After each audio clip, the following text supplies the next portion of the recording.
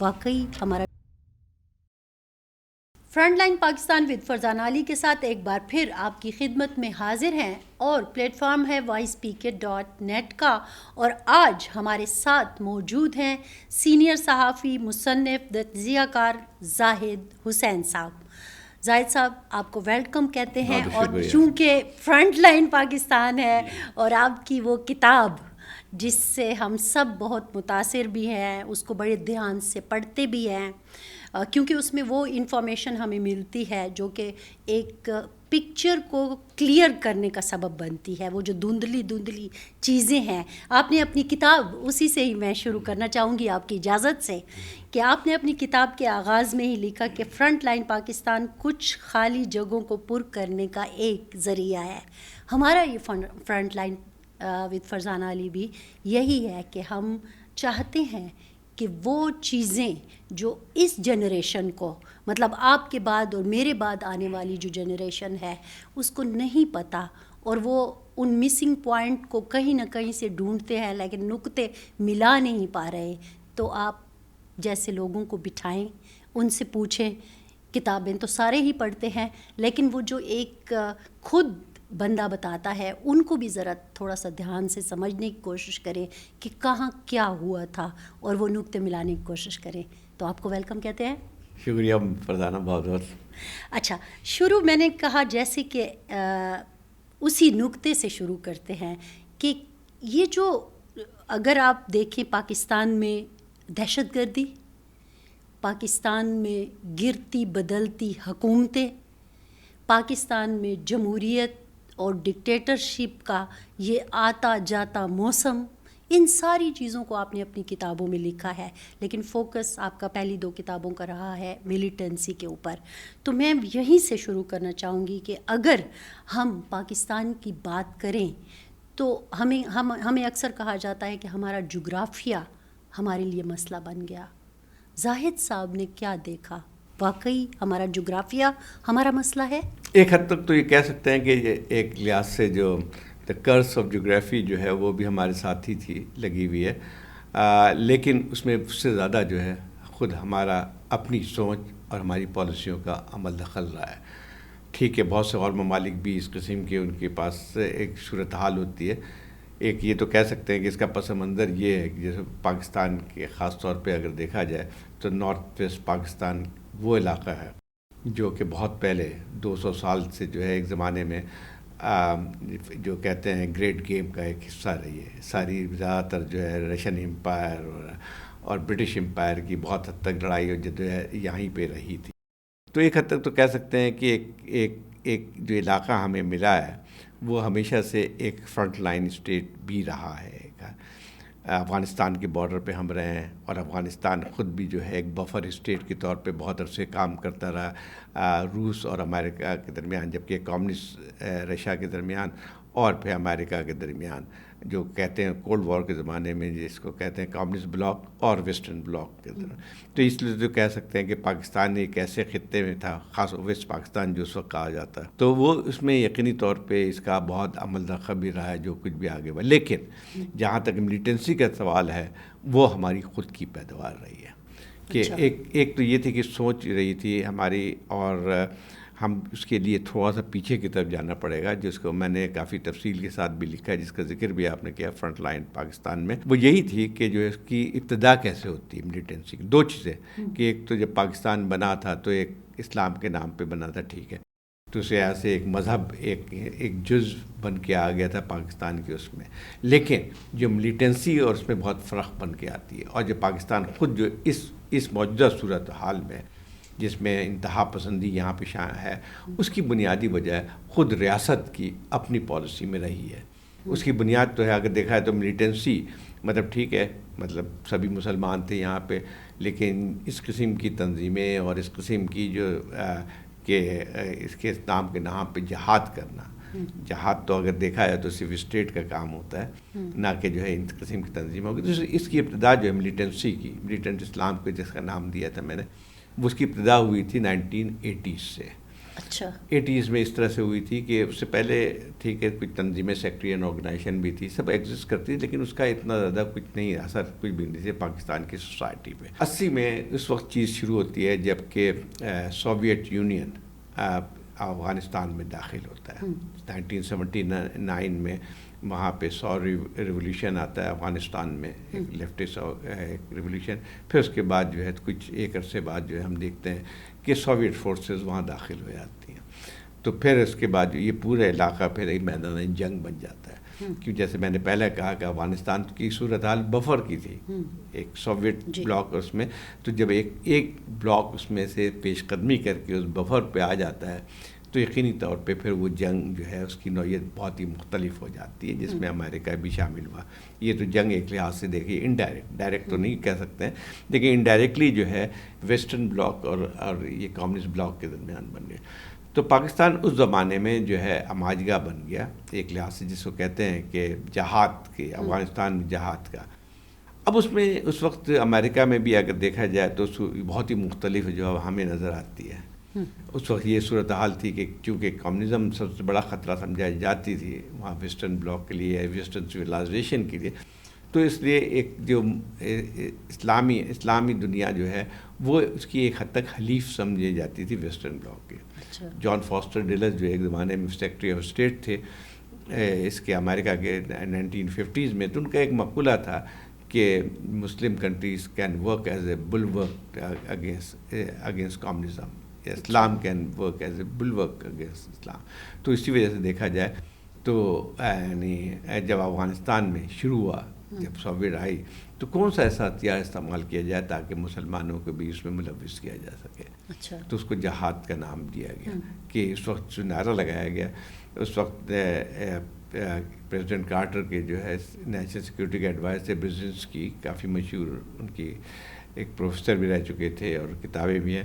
تو انہوں نے مل کے آ کے کہا کہ جہاد کا نام جو ہے انہوں نے دیا تھا اس زمانے میں.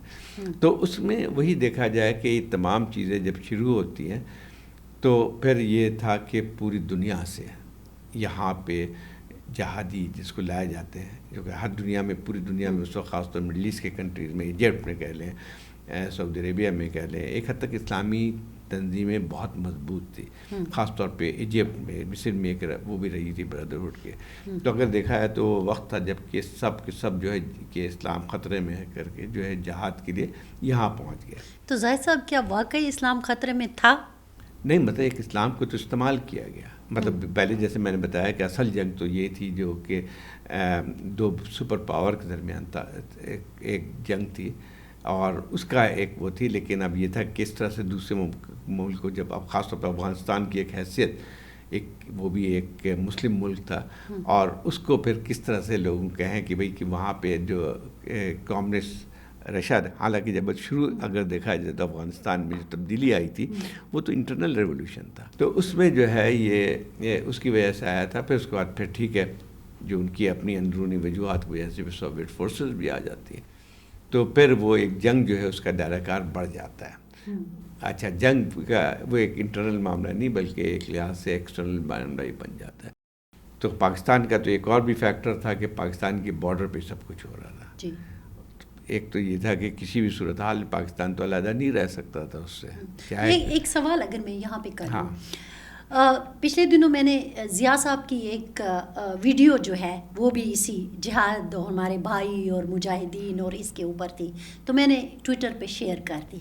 تو بہت سارے لوگ، آپ کو پتہ ہے پاکستان میں آج بھی سوچ جو ہے اس جنگ کو لے کے ڈیوائیڈڈ ہے.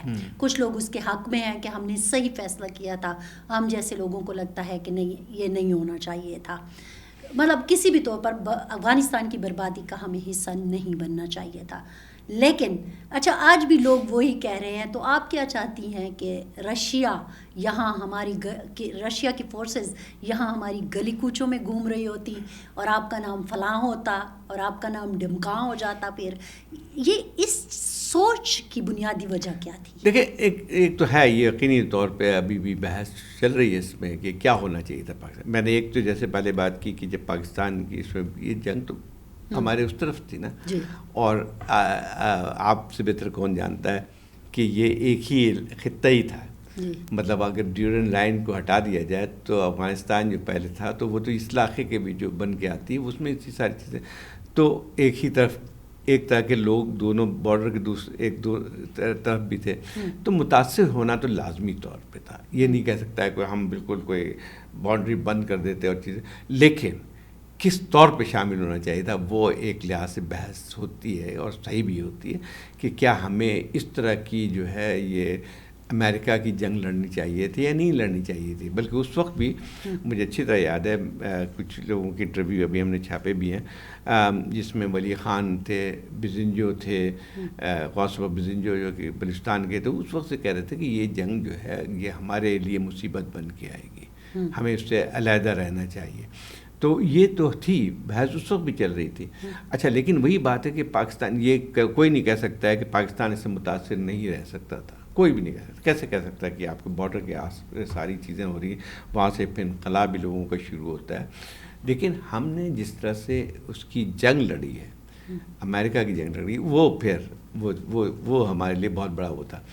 اور اس کی یعنی ایک تو یہ تھا کہ اس سے پہلے بھی جیسے پاکستان بننے کے فوراً بعد جو ہے ہم نے ایک راستہ طے کیا تھا، ہمارے حکمرانوں نے، ہم نے تو نہیں لیکن ہمارے حکمرانوں نے ایک راستہ طے کیا تھا کہ جو تقسیم تھی اس وقت بلاکس میں، تو اس میں ہم نے یہ لیا تھا کہ جو ہم نے امریکہ کے ایک حصہ، ایک جو پیکٹ ہے اس کے حصہ بن گئے تھے. ہم تو 3 ڈیفنس پیکٹس کے حصہ بھی تھے تقریباً 62 تک جو ہے، جیسے سینٹو کہلاتی ہے، اور اس وقت ہمارا ایسٹ پاکستان بھی ساتھ تھا. تو ہماری حیثیت تو اور زیادہ کریٹیکل ہو گئی تھی کہ ایک طرف چائنا کی بارڈر لگتی تھی اس طرف، اور پھر ہندوستان کی. تو یہ ایک لحاظ سے پاکستان کی جو نوعیت تھی جیو اسٹریٹجیکلی بہت ہی امپورٹنٹ تھی، اور خاص طور پہ جب ایسٹ پاکستان جو اس وقت تھا اس کو ملا لیں آپ تو ایک بہت ہی، جس کو کہتے ہیں کہ شاید ہی دنیا کے ایسے کوئی ملک ہوں گے جس میں اتنی وسیع طور پہ جو کنیکشن تھے مختلف اس کے تو تھی. تو اس وقت تو لیکن جب یہ شروع ہوتی ہے افغان جہاد تو اس وقت تو خیر ایسٹ پاکستان علیحدہ ہو چکا تھا بنگلہ دیش سے 80s. لیکن 80s میں جو کیا تھا اس کو جس طرح سے اسلام کا نہام اور پاکستان کو گڑھ بنا دیا تھا اس جنگ پہ، اس کے نتائج پھر ہم نے بعد میں بہت زیادہ بھگتے ہیں. مطلب یہ ہے کہ بہت ساری چیزیں، اسلام کو کیا خطرہ تھا، ایک دو نظام تھے، ایک لحاظ سے جس کو کیٹلزم نظام کہہ لیں، ایک کمیونسٹ نظام کہہ لیں، تو اس کو مذہبی رنگ دینا وہ ویسا میں سمجھتا ہوں کہ صحیح نہیں تھا. کیسے تھا، مطلب یہ نعرہ لگایا گیا تھا کہ کمیونزم سے اسلام کو خطرہ ہے، تو پھر جو آج جو نعرہ لگاتے ہیں کہ مغربی اس سے استعمار پسندی سے اسلام کو خطرہ ہے، یہ بھی تو لوگ اب نعرہ لگاتے ہیں. تو مسئلہ یہ کہ یہ 2 نظریات ہیں جس کا ٹکراؤ تھا آپس میں، تو اس میں مذہب کہاں سے آ گیا، ہم یوز ہو گئے. مطلب یہ کہ ہم نہیں سب اور خود نہ یوز ہوئے، بلکہ یہ کہ جو ہمارے حکمران طبقات تھے ان کو بھی یہ سوٹ کرتی تھی.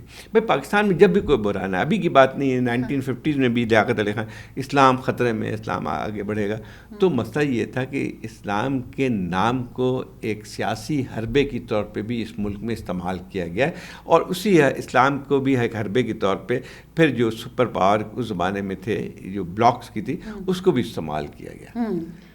آپ تھوڑا سا میں پھر سیاست پہ اسی 80 کی دہائی پہ پھر سے آئیں گے ضیاء صاحب پر، وہ بھٹو سے ہوتے ہوئے، لیکن اس سے پہلے میں چونکہ آپ نے جنگ کی بات ہی کر لی ہے تو آپ کی مختلف عسکریت پسندوں سے اس دوران ملاقاتیں بھی ہوتی رہیں، آپ سفر کرتے رہے، آپ نے جو کتابیں لکھی ہیں اس میں بھی میں نے پڑھا کہ کن کن لوگوں سے آپ گلبدین حکمت یار کی بات کر لیں، پھر آپ حافظ سعید صاحب کی بات کر لیں، پھر اس کے بعد اگر ہم لوکل میں بھی آ جائیں، بلکہ اس سے پہلے مسعود اظہر کا انٹرویو آپ نے کیا، پھر اگر خیبر پختونخوا کی طرف آ جائیں تو فقیر محمد ہو گیا، مسلم خان ہو گئے، مختلف لوگوں سے آپ ملے، بلکہ اگر میں 80 کی دہائی کی جو آپ بات کر رہے ہیں جلال الدین حقانی سے بھی آپ ملے.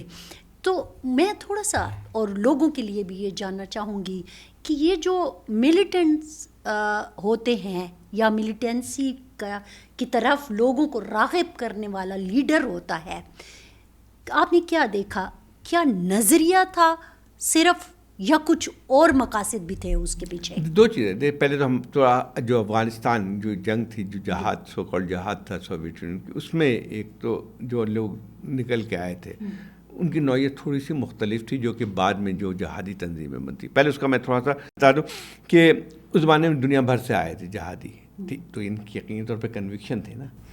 سواری جب آئے تھے, یا اسامہ بن لادن جب یہاں پہ آیا تھا, یا جو ہے اور آپ کسی کا نام لے لیں وہ جب تھے, یا جو ہے جو کہ جماعت اسلامی سب سے آگے تھی اس وقت دیکھا جائے تو 80 کی دہائی میں افغان جہاد میں سب سے زیادہ جو کوئی تنظیم آگے تھی اس میں, جس میں جہاد میں وہ جو ہے یہ جماعت اسلامی تھی. تو ایک کنوکشن تو تھا ان کا, لیکن اس کو کس طرح سے استعمال بھی کیا جاتا ہے کہ اس کو اس طرح کی جو ہے پھر اسلام خطرے میں ہے, تو ان کا یہ سب تنظیمیں جو تھیں وہ ریڈیکل آرگنائزیشن تھیں, اور ان کا ایک نظریہ بھی تھا. یہ نہیں ہے کہ بغیر نظریے کوئی لڑتا نہیں ہے, چاہے آپ کسی کو پیسے بھی دے دیں تو لڑتا نہیں جب تک کہ ایک حد تک اس کا اپنا نظریہ نہ ہو. مرسنریز بھی ہوتے ہیں لیکن یہ مرسنریز نہیں تھے اس لحاظ سے. ایک سوچ بھی تھی ان کی, آپ اس کو کہہ سکتے ہیں. تو یہ ایک چیز بن گئے اس زمانے جب جماعت اسلامی جو اب جو ہے وہ امریکہ کے مخالف ہے, لیکن اس وقت سب سے بڑی حامی جماعت اسلامی تھی امریکہ کی. مجھے یاد ہے کہ یونیورسٹی میں جو ہے وہ تقسیم جو تھی کراچی یونیورسٹی میں, ہم لوگ NSF کے تھے, تو اس میں وہاں پہ امریکہ کا یار ہے جو غدار ہے کے نعرے ہم لگاتے تھے اس کے اوپر جو ہے. تو یہ ایک صورتحال تو بن کے آئی تھی. تو اس میں ایک یعنی اچھا اس میں اس وقت جیسے برادرہڈ ہے, اخوان المسلمین, اب تو امریکہ کے لیے بہت بڑا خطرہ سمجھ میں جاتی ہے نا یہ تنظیمیں جو ہیں اس میں, تو یہ لوگ سب ایک لحاظ سے حلیف تھے ایک زمانے میں, اس زمانے میں. ہاں, یا جیسے ظواہری کی پارٹی تھی یہ اخوان المسلمین. اخوان المسلمین سب سے بڑی دشمن تھی ناصر کی, جو جمال عبد الناصر جو ایجپٹ میں تھے. تو اس میں جو ہے یہ کیونکہ وہ اس کے نظریات نیشنلسٹ تھے جو کہ ان کے اس کے نظریات سے بہت ہی مختلف تھے. ان کے جو مفادات تھے امریکہ وغیرہ کے اور یہ ویسٹرن ورلڈ کے اس سے مخالف تھے.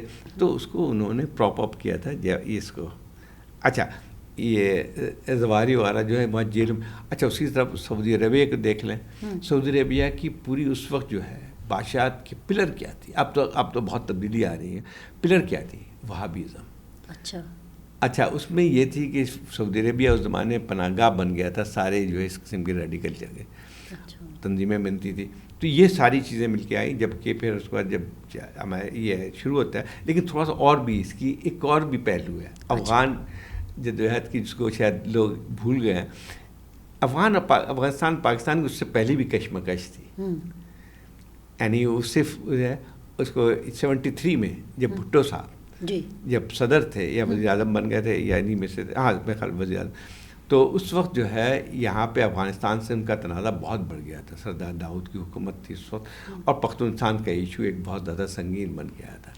تو اس زمانے میں ہوا یہ تھا کہ یہاں پہ کچھ پاکستان میں بام بلاسٹ شروع ہوئے تھے. تو اچھا لیکن جو سردار داؤد کی حکومت تھی اس کے خلاف جو ہے اسلامک پارٹیز جو تھیں بعض, وہ اس کے خلاف لڑائی بھی لڑ رہی تھی. تو ہوا یہ کہ جب یہ ساری چیزیں ہوئی تو جیسے گلبدین حکمتیار تھے, یا برہانی تھے, یا محمدی تھے, یونس خالص تھے, یہ افغان جہاد کے دوران میں نہیں آئے تھے پاکستان میں. یہ 1973 میں آئے تھے. ایون کیا احمد شاہ مسعود بھی, کیونکہ وہ مخالف تھے سردار داؤد کے, اس کی حکومت کے, یہ ایک لحاظ سے جو اور سوشلسٹ جو وہاں پہ تھے ان کے. تو اس کے بعد جب تکلیف زیادہ بڑھی تو مسٹر بھٹو نے ان کو یہاں پہ پناہ دے دی. اور نصیر اللہ باور جو ہیں ان کے اس زمانے میں, وہ تو بے نظیر بھٹو کے زمانے میں نہیں, لیکن اس زمانے میں فوج میں تھے نا. اچھا, تو یہ اٹک میں ان کی بلکہ رکھا بھی تھا سب کو. اچھا وہ تھا کہ بھٹو کی پالیسی یہی تھی کہ اگر تم یہ کرو گے تو ہم یہ کریں گے. پھر 2-3 بام بلاسٹ وہاں ہوئے کابل میں. اچھا, تو اس کا صورتحال یہ بن کے آئی کہ پھر سردار داؤد تیار ہو گئے تھے پاکستان آنے میں, اور جو پختونستان کا معاملہ تھا اس کو پیچھے کر دیا تھا. اچھا, سردار داؤد کا تختہ پھر 100 ریولیوشن میں الٹا گیا تھا. تو یہ سب کچھ ہو رہا تھا. تو سردار داؤد پھر بھٹو کے زمانے تو نہیں آ سکے کیونکہ ان کی حکومت ختم کر دی گئی تھی, لیکن وہ ضیاء کے زمانے میں آئے تھے. لیکن اس کے فوراً بعد ہی جو ہے ان کا تختہ الٹ گیا تھا 79 میں. 100 ریولیوشن 79 میں آیا تھا, اور اس کے بعد 79 کے دسمبر میں فوجیں آ گئی تھی روس کی. پہلے شروع میں نہیں آئی تھی, وہ تو انٹرنل ریولیوشن تھا اس کا.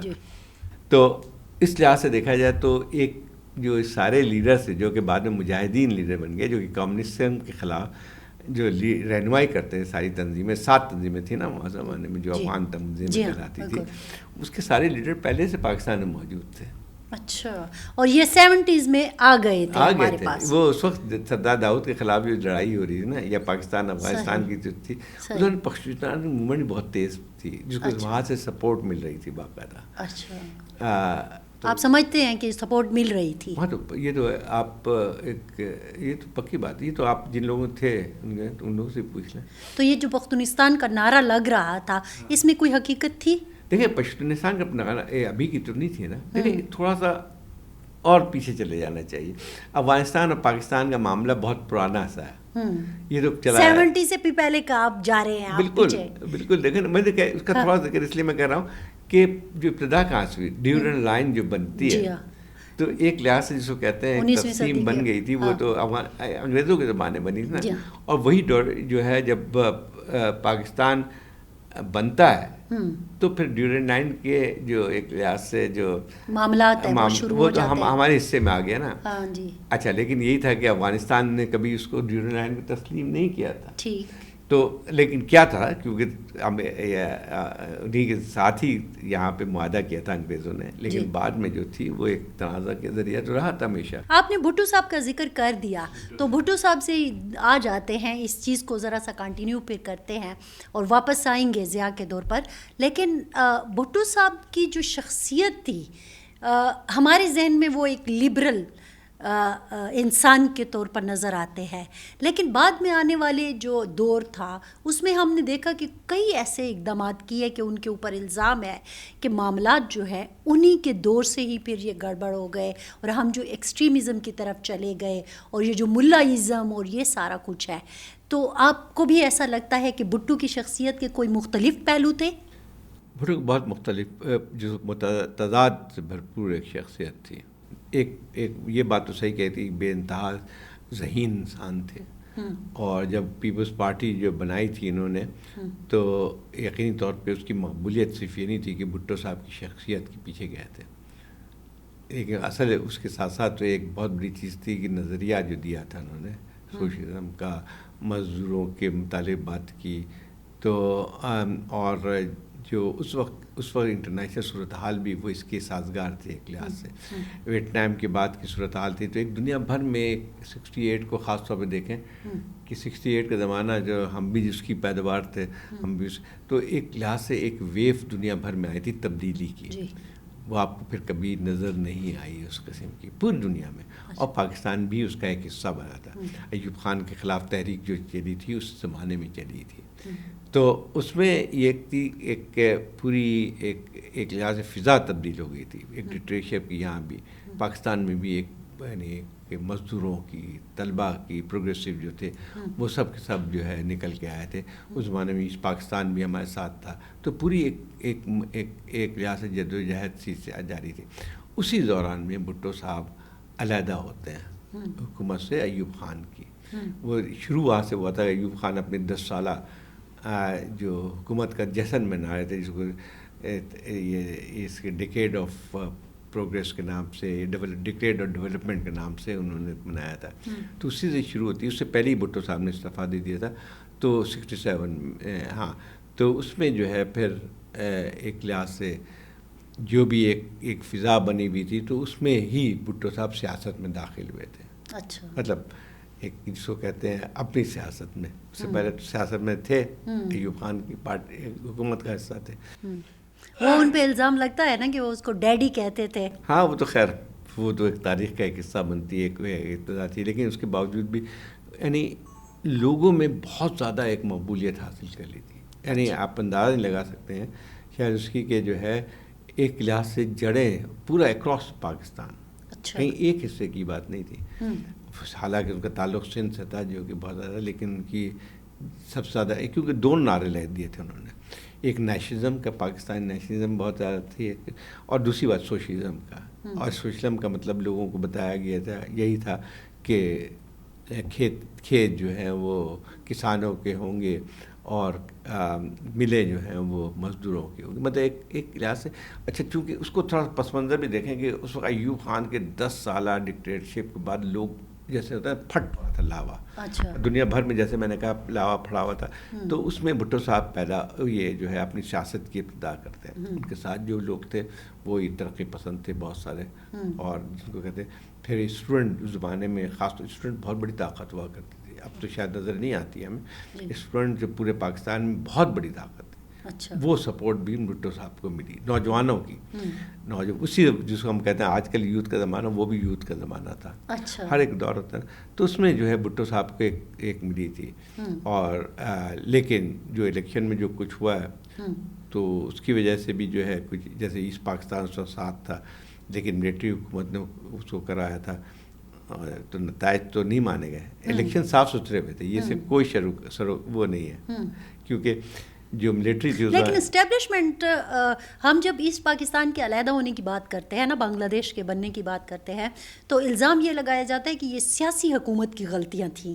آپ سمجھتے ہیں کہ واقعی یہ بھٹو کی غلطی تھی؟ نہیں, دیکھیں ایک تو صحیح یہ کہہ سکتے ہیں کہ بھٹو صاحب شاید اس چیز کو روکنے میں حصہ لے سکتے تھے, یہ کہا جا سکتا ہے. لیکن غلطی تو بنیادی طور پر بھٹو صاحب کی نہیں تھی, بنیادی طور پر ملٹری حکومت ملٹری کی تھی نا, یا خان کی تھی. جی. اچھا, ہوا یہ تھا کہ جب الیکشن کروائے تھے تو ان کے ذہنوں میں بھی نہیں تھے, خیال بھی نہیں تھے کہ نتائج یہ آئیں گے. اچھا. کوئی بھی ان کے ذہن میں نہیں تھا کہ جو ہے وہ اس پاکستان میں وہ سمجھتے ڈیوائیڈڈ ہاؤس ہوگا. اچھا.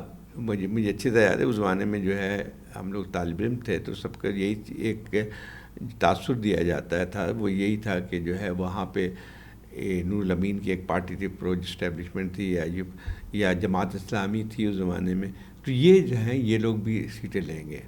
اچھا, ویسٹ پاکستان میں ان کا کہنا یہ تھا کہ جماعت اسلامی بہت بڑی پارٹی ابھر کے آئے گی.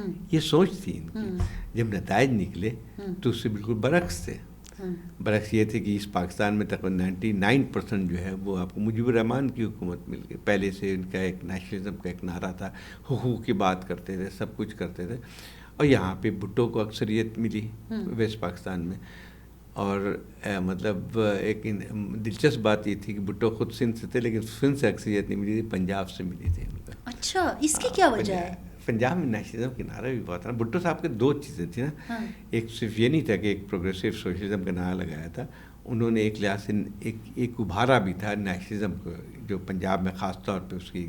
لیکن سب سے بنیادی چیز جو تھی, میں ان کی جو مقبولیت کی تھی, وہ عوام کی بات تھی. کہ عوام کو, جیسے میں نے بعد میں لوگوں سے بات پوچھتا تھا جو ان کے یعنی ختم ہونے کے بعد, تو اور لوگوں نے جب بھی میں نے پوچھا تھا, جب یہ آئی تھی خاص طور بے نظیر لاہور میں, تو کیا کہتے انہوں نے ہمیں کچھ دیا ہی نہیں, لیکن عزت دی تھی ہمیں. اچھا, عوام کو عزت, عوام کو اباقی دی تھی. مطلب یہ تھا کہ ایک ایسا لیڈر تھا جس نے لوگوں کو یہ احساس دلا دیا تھا کہ تمہاری حیثیت بہت ہے. اچھا. اس سے پہلے پسے رہتے تھے, یہ رہتے تھے, فرسٹریٹڈ تھے نا اس سارے دور سے, تو وہ جو ہے یہ ان کی تھے. لیکن جب اقتدار میں آئے تو ٹھیک ہے, شروع میں کچھ, لیکن بعد میں جو ہے بالکل ایک جیسے لگتا ہے نا کہ, اور خاص طور پہ جب اقتدار میں جس طرح سے آئے تھے, جیسے ایسٹ پاکستان کی علیحدگی کے بعد جو ویسٹ پاکستان بچا ہوا تھا. لیکن جب ویسٹ پاکستان, یہ میں نہیں سمجھتا ہوں کہ اس سے بھٹو صاحب یہ کہنا کہ بھٹو صاحب پہ پورا الزام کیا ایسٹ پاکستان کو تقسیم کرنے کے لیے, ساری ذمہ داری ملٹری پہ آتی ہے. لیکن حکمران تو وہ تھے نا. بات یہ ہے کہ یعنی ٹھیک ہے, یہ آپ ایک لحاظ سے اس میں بحث کر سکتے ہیں کہ بھٹو صاحب کچھ اور کردار ادا کرتے تو شاید انہوں نے بچانے کی کوشش بھی نہیں. مسئلہ یہ دیکھیں بھٹو صاحب کچھ بھی نہیں کر سکتے تھے, کوئی بھی کچھ نہیں کر سکتا تھا. جب جو انہوں نے طے کیا ہوا تھا ملٹری والوں نے طے کیا ہوا تھا کہ ہم کبھی بھی مجیب الرحمان کو وہ اقتدار میں نہیں دیں گے. اچھا, ٹھیک ہے. میرے خیال بھٹو نے بھی سینس کر لیا تھا, یہ کہہ سکتے ہیں کہ جو ہے ہم کیوں نہیں, ملٹری کیوں نہیں مجیب الرحمان کو اقتدار دینا چاہتی تھی. اس لیے کہ آپ شروع سے پاکستان کو دیکھ لیں کہ مشرقی پاکستان کو ہمیشہ جو ان کے حقوق تھے اس سے تو محروم کیا نا اس کو. پاکستان کی زیادہ اکثریت اگر دیکھیں اس زمانے میں تو ایسٹ پاکستان تھی. اچھا, پاکستان وہی پنجابی اسٹیبلشمنٹ, ہاں یہ کہہ سکتے ہیں کہ اسٹیبلشمنٹ کی جو پوری چیز ہے.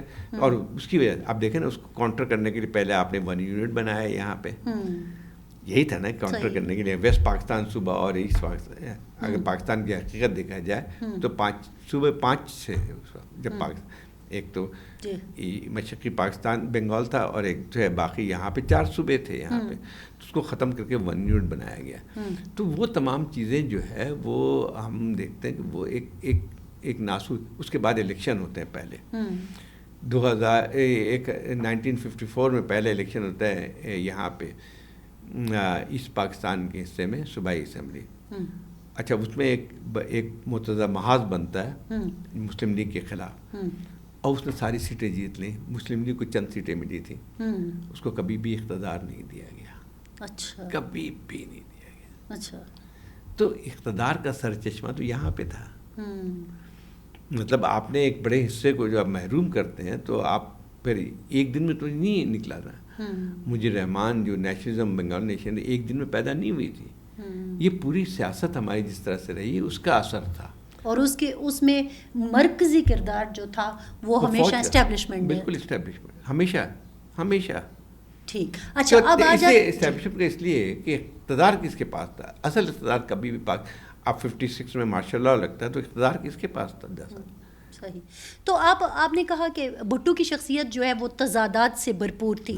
اچھا پھر چلو جیسے تیسے ہو گیا، ملک تو ہم نے 2 ٹکڑوں میں تقسیم کر دیا، لیکن پھر جب حکومت کرنے کا وقت آیا تو پھر کیا غلط فیصلہ کیا؟ اس وجہ دیکھیں، ایک تو یہ تھا کہ انہوں نے ایک اور ان کا ایک بہت ہی بڑا کردار تھا، وہ یہ تھا کہ جب اس پاکستان اتنی مایوسی تھی اس ملک کے اندر، لیکن جب اقتدار ان کو سونپا گیا تو اس کے بعد جو ہے جو پہلی تقریر ہے اس کے بعد لوگوں میں ایک نئی امید پیدا ہو گئی تھی کہ شاید ہم اب جو کچھ بھی بچا کھچا ہے یا پاکستان نام دے دیا ہم نے اس کو، تو وہ اب یہ ٹھیک ہو سکتا ہے. اچھا. تو یہ بڑا کارنامہ تھا ان کا، اور کوئی لیڈر نہیں کر سکتا تھا اس قسم کا. لیکن پھر وہ آئین بھی بنایا انہوں نے، یہ بھی ایک بہت بڑا کارنامہ تھا جب ان کی موجودگی میں. لیکن اس کے بعد جو ان کو انہوں نے بہت ساری ان کی پالیسیاں رہی تھیں وہ کویشچنیبل تھی، سوالیہ نشان اس پہ بن کے آتے. کیا پاکستان جیسے اب حکومتیں ختم کرنی، اس کی بلوچستان کی صوبائی اسمبلی، پھر اس کے بعد یہ اس زمانے میں فرنٹیئر کہلاتا تھا، کے پی جو تھا. تو اس میں جو ہے آپ جب حکومت ختم کرتے ہیں پھر اس کے بعد انہوں کو اس میں غداری کی اس میں بھی ڈال دیا. پھر اس کے بعد فوجی کارروائی بھی ہوتی ہے بلوچستان کے اندر. تو یہ ساری بھٹو صاحب پشتون لیڈرز کے خلاف بھی کارروائیاں، بلوچ لیڈر کے خلاف بھی مطلب سارے نیشنلسٹ کو آپ نے دشمن بنا لیا. اچھا اس کے بعد جو ہے یعنی اس سے پھر ایک لحاظ سے جیسی آئین بنتا ہے نا اس کے دوسرے یعنی اسٹیٹ آف ایمرجنسی بن جاتی ہے. اچھا مطلب چلیے بہت بڑا کارنامہ تھا کہ آپ نے ایک آئین بنایا اور آئین ہی نہیں متحد رکھ سکتے تھے. اور ایک حد تک دیکھا جائے تو یعنی اس پہ تمام لوگوں نے سائن کیے تھے. ولی خان اور اپوزیشن میں جو تھے انہوں نے کیا تھا، بلوچستان کے لیڈر جو تھے اپوزیشن میں انہوں نے بھی اس پہ سائن کیا تھا. تو پھر مطلب ایک ایسی کتاب بن گئی تھی، ایک ایسا ڈاکومنٹ بن گیا تھا جس سے پاکستان کو متحد رکھا جا سکتا تھا. پھر اس کے فوراً بعد جب اسٹیٹ آف ایمرجنسی ہوتی ہے تو اس کا مطلب یہ ہے کہ جو تمام بنیادی حقوق سلب ہو گیا. جب تک بھٹو صاحب اقتدار میں وہ اسٹیٹ آف ایمرجنسی رہتی ہے. اچھا ہاں تو اس میں یہ تھا، اس میں گرفتاریاں بھی ہوئی اور سب سے زیادہ جو شکار ہوئے وہ لوگ تھے جو کہ پروگریسو تھے، جو کہ انہوں نے بھٹو صاحب کو سپورٹ کیا تھا. ان میں آپ بھی شامل تھے.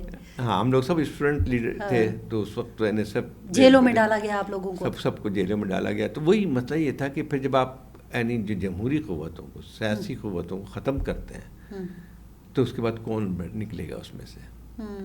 آپ کو مایوسی ہوئی کہ مطلب جو لیڈر جس کو آپ سمجھ رہے تھے کہ یہ ایک نجات دہندہ ہے وہ اٹھا کے آپ کو اسی جو بولنے کے لیے کہتا تھا وہ بولنے پر آپ کو بند کر دیتا؟ وہی بات ہوئی. یہ کیا سوچتے تھے آپ اسٹوڈنٹس؟ مطلب وہی تھا کہ اسٹوڈنٹ میں ایک بیٹریل، سینس آف بیٹریل تو تھا نا، کہ جو ہم نے خواب دیکھے تھے یا جس میں سفر، تو اس میں یہ تھا. تو لیکن وہی بات آتی ہے کہ بہت ساری چیزیں اور تھیں کہ پاکستان کے اپنے جو مسائل تھے اس میں کیا ہے، اس کی تشریح الگ الگ ہو سکتی ہے. لیکن اس کے بعد کیا ہوا، جب آپ اس چیز کو ختم کرتے ہیں تو پھر فوج کو طاقت مل جاتی ہے. اچھا پھر جب آپ خلا پیدا کریں تو فوج دوبارہ، وہ ہوا یہ تھا کہ فوج تو انتظار میں تھی اور فوج نے جب انتظار میں تھی تو اس کے بعد جو ہے ان کو حلیف تو موجود تھے یہاں پہ، ان کے فوج کے تو حلیف موجود تھے جو رائٹ ونگ کی جتنی پارٹی تھی، اسلام اور رائٹ ونگ کی پارٹیاں تھیں وہ تو بھٹو صاحب کی شروع سے خلاف تھی نا. ان کی بھٹو کے صرف خلاف نہیں تھی، ان کے نظریے کے خلاف بھی تھی. تو وہ انہوں نے اسلام اور کفر کی جنگ بنا دی تھی جب بھٹو صاحب کے خلاف تحریک چلا رہے تھے. تو اس کو تو انہوں نے نظام مصطفیٰ کا نعرہ لگا دیا.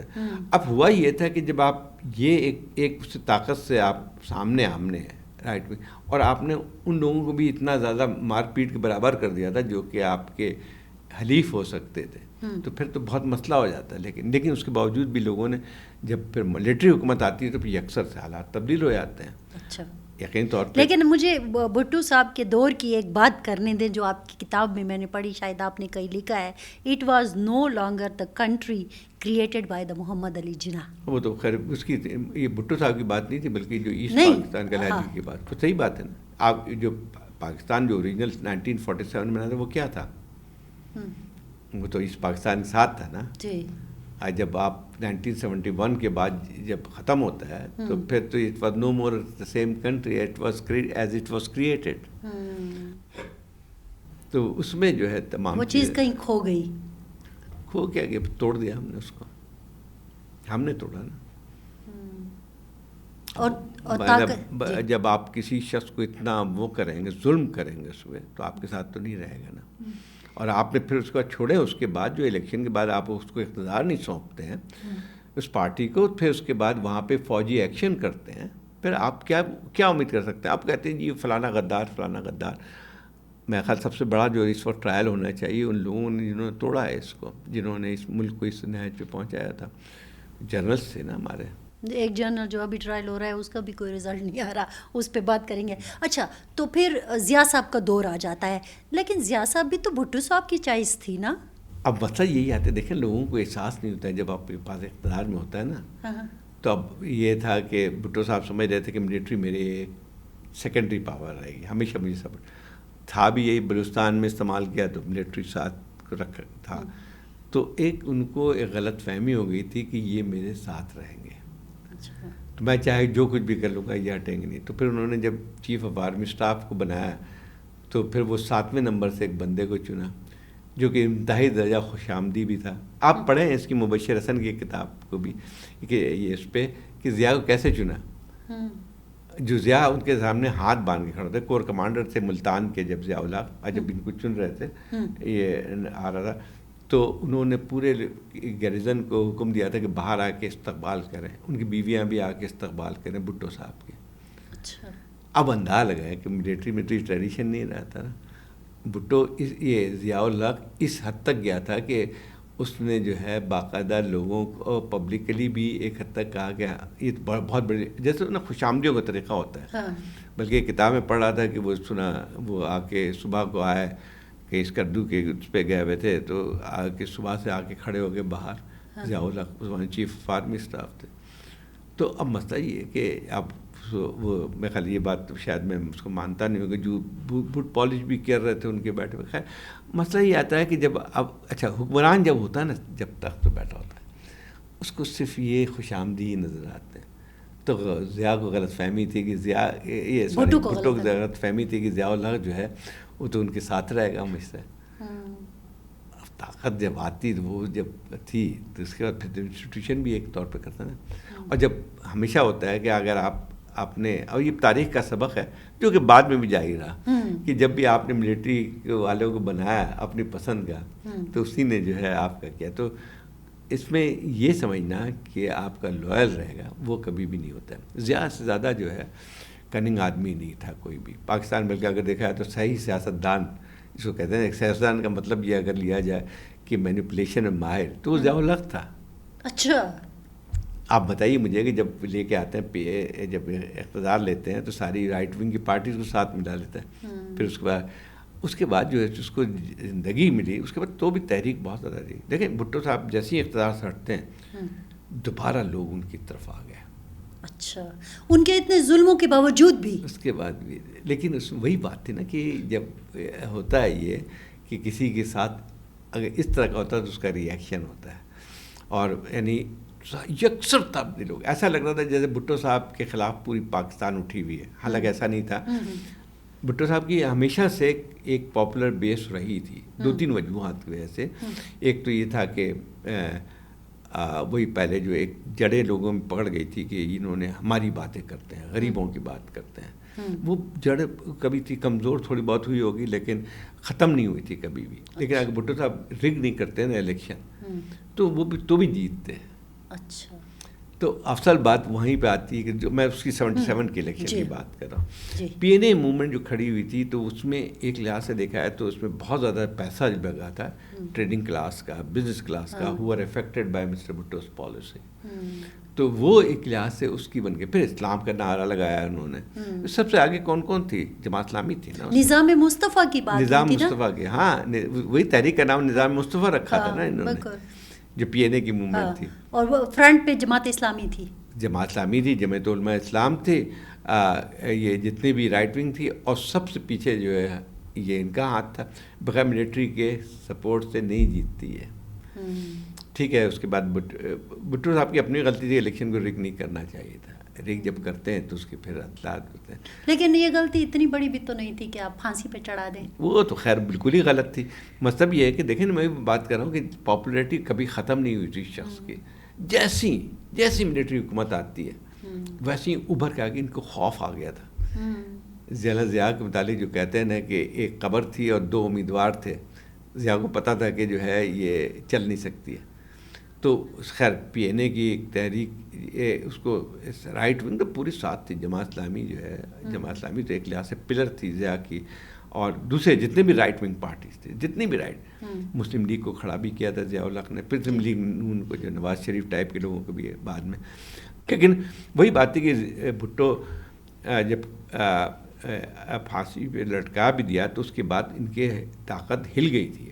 یعنی اتنا زیادہ اس ملک کے اندر میں نہیں سمجھتا ہوں کہ کبھی اتنا زیادہ لوگ شوق میں چلے گئے تھے جب کہ یہ واقعہ ہوا تھا. خاص طور پہ یہ بات حقیقت ہے کہ جو پروگریسو لوگ تھے, لیفٹسٹ لوگ تھے, جو کہ بھٹو صاحب نے جن کو جیلوں میں بند کیا تھا, وہ بھی سب سے آگے تھے ان کی رہائی کے لیے, ان کی پھانسی کے خلاف. مجھے سب سے زیادہ ہے کہ پھر وہی چیز پلٹا کھاتی ہے نا. بالکل. تو کیونکہ یہ فوج کی حمایت تو کوئی نہیں کر سکتا. تو پھر ایک یہ غلط فیصلہ, پھر ساتھ ہی ساتھ افغان وار کا معاملہ, پھر اس کے بعد جو ہے نا یہ جب ضیاء اگر افغانستان کی جنگ جو ہے وہ بلیسنگ ان ڈسگائز بن کے آئی ضیاء کے زمانے میں. اچھا. اگر افغان وار نہیں ہوتی تو ضیاء کبھی بھی اتنے لمبے عرصے تک سروائیو نہیں کر سکتا تھا, نہیں کر سکتا تھا. حالات کی وجہ سے بھی. اب زمانے میں ہوتا ہے کہ امریکہ کا جو ہم نے سہارا بھی لیا تھا شروع میں, تو یہ کہہ سکتے ہیں کہ جب ضیاء کی حکومت بنی تھی تو آپ اس کو امریکہ کی بھی ایک حد تک ٹیسٹ سپورٹ تھی, رائٹ ونگ کی سپورٹ تھی. اس وقت رائٹ ونگ کیا چیز تھی؟ رائٹ ونگ سارے امریکہ کے ساتھ ملے ہوئے تھے. جماعت اسلامی اب جس کو ہم تو پوری صورتحال روسی بنی تھی. تو آدمی کی مدد سے ان کو تیار کیا جاتا ہے, وہ سب سے زیادہ اپنے آپ کو پھر آزاد کرنے کی کوشش کرتے ہیں. تو نواز شریف کے ساتھ یہی ہوا پہلی حکومت. تو اس کے بعد لیکن ایک ساتھ نواز شریف کا جو اصل جو اختلاف بنا تھا وہ صدر کے ساتھ بنا تھا. تو اس میں پھر جو آرمی بھی ایک لحاظ سے ان کے آرمی کے ساتھ بھی وہ رہے نہیں تھے, تو اس لحاظ سے ان کو جانا پڑا. تو دوسرے میں بھی اس کے بعد جو ہے وہی بات آتی ہے کہ پھر بے نظیر صاحب آ گئیں. کیونکہ ہوتا نا کہ جیسے نواز شریف تو اب نہیں آ سکتے تھے, یعنی ان کو لایا نہیں جا سکتا تھا, ہٹایا گیا تھا ان کو. تو ایک تضاد سا پیدا ہو گیا تھا. اس کے بعد جو ہے یہ یعنی پھر بے نظیر صاحب کی دوسری حکومت بھی ختم ہو گئی, تو پھر نواز شریف صاحب دوسری دفعہ آتے ہیں. تو اس وقت بھی ایک لحاظ سے دیکھا جائے تو آرمی کی سپورٹ تو تھی, لیکن وہ فوراً ہی جو ہے کیونکہ ان کو 2/3 میجورٹی ڈلیوری ہو گئی تھی, اور اس میں سمجھے کہ وہ بہت ہی طاقتور ہیں. امیر المومنین بننے کی انہوں نے خواہش ظاہر کر دی تھی, بلکہ بننے کے لیے وہ بل بھی لے آئے تھے کہ امیر المومنین مطلب یہ کہ سارے اقتدار وہ قبضے میں لینا چاہتے تھے. تو ایک تضاد تو پیدا ہوتا تھا نا. اچھا اس کی وجہ سے پھر وہ اسلامی ٹچ, ہاں وہ اسلامی وہ اتنا. اس کے بعد واقعی ان کو یہ ایک لگ گئی تھی کہ میں تو بہت طاقتور ہوں. یہ شاید بھول گئے تھے کہ جہاں پہ جو ہے وہ پہلے بھی جو ایک اقتدار جو ہے سرچشمہ تو کوئی اور تھا. تو خیر جب اس میں بھی تضاد پیدا ہوتا ہے اور اتنا زیادہ شدت بنتے آتی ہے, اور پھر اس کے بعد آپ کو یاد ہوگا کہ جہاں کرامت کو ہٹا دیا تو بہت خوش تھے کہ میں تو آرمی چیف کو بھی ہٹا سکتا ہوں. ان کو یہ خیال ہی تھا کہ جو ہے پھر جو انسٹیٹیوشن ہے پھر وہ ریئیکٹ کرتی ہے. پھر جنرل مشرف کو لے کے آئے تھے, وہ سمجھ رہے تھے کہ اردو اسپیکنگ ہے, کہاں پہ جو ہے ایک پنجابی ڈومینیٹڈ آرمی کو کہاں پہ وہ کر سکتا ہے. تو یہ ذرا ٹھیک ٹھاک رہے گا. تو اس کے بعد جو ہے وہ وہی ہوا, کیونکہ انسٹیٹیوشن پہ کرتی ہے نا, تو اس کے بعد جو حشر ہوا وہ ہمارے سامنے تاریخ کی. لیکن یہ پاکستان کے اندر تو یہ پوری سائیکل چل. وہ رات مجھے آج بھی یاد ہے, اس وقت تو ہم بھی جرنلزم میں آ چکے تھے. مشرف صاحب کا آنا, وہ طیارہ, وہ ایئرپورٹ, وہ پی ٹی وی کے گیٹ کا پھلانگنا, کیا مطلب یہ عجیب سی ہی پاکستان کی کہانی ہے نا. اب وہی شخص جو ہے پھر جس کو یعنی کلاس آرمی کے جو پہلا انٹرویو کی اس کی بات کی تھی 88 میں, جو کہتا تھا یا کہ لیگیسی سے وہ کروں گا, سمجھتے تھے کہ آرمی ان کے ساتھ رہے گی, تو اسی کو جو ہے ہٹا کے جو ہے پھر آپ نے جو ہے وہ عمر قید کی سزا بھی دے دی تھی.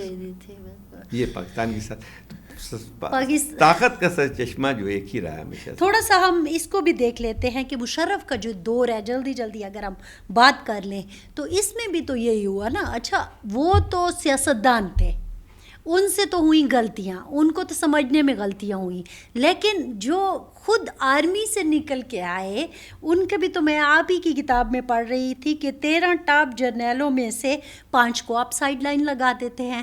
یہ بھی تو ہوا نہیں, وہ تو خیر وہ تو الگ بات ہے, وہ تو ہو سکتا تھا اور اس میں بچ بھی گئے تھے. کیونکہ دیکھیں مشرف کا وہی تھا, جب اقتدار میں آئے تھے تو میں وہ تو ایک لحاظ سے کنٹینیوٹی تھی نا, جو پالیسی یعنی اس حوالے سے ٹو سپورٹ ملیٹنسی یا وہ تھی, وہ ایک کنٹینیوٹی تھی. مشرف جو تھے شروع میں, یا ان کے ساتھ جو جنرل تھے, جنرل محمود تھے یا جنرل عزیز تھے, وہ تو ایک حد تک اسی سوچ کا ایک حصہ تھی نا, جو کہ یعنی نیشنل وہ اس کے حوالے سے ملیٹنسی کے حوالے سے. اچھا اس بار طالبان کی حکومت تھی تو سرحد پر, بالکل ہاں طالبان کی حکومت آ گئی تھی, تو پہلے ہی آ گئی تھی نا, مشرف سے پہلے ہی آ گئی تھی. تو اس میں لیکن پھر ہم سپورٹ کر رہے تھے اس کو, تو وہ پالیسی تو برقرار رہی تھی. یعنی جو ایکسٹرنل پالیسی جس کو کہتے ہیں یا نیشنل سیکورٹی پالیسی, اس میں کوئی توڑ نہیں آیا تھا, کیونکہ ان کے پہلے بھی انہی لوگوں کے ہاتھوں میں تھی, یعنی آرمی ایز انسٹیٹیوشن کے ہاتھ میں تھی. تو سویلین حکومت تبدیل ہونے کے بعد بھی فرق تو شروع میں نہیں آیا تھا, لیکن اس کے بعد جو ہے 2001 میں اکثر تبدیلی آتی ہے. دیکھیں مشرف جب آئے تھے تو پھر بہت ہی اس میں تھے, ایک حد تک تو پہلے تو بہت زیادہ ان کو پذیرائی ملی تھی. پذیرائی اس وجہ سے ملی تھی کہ نواز شریف میں سب کو ساری سیاسی طاقتوں کو ایلینیٹ کر دیا تھا. یعنی یہاں تک کہ بے نظیر بھی باہر چلی گئی تھی, یعنی اپنے سیاسی حریفوں کو انہوں نے جیل میں ڈالا تھا سب کو.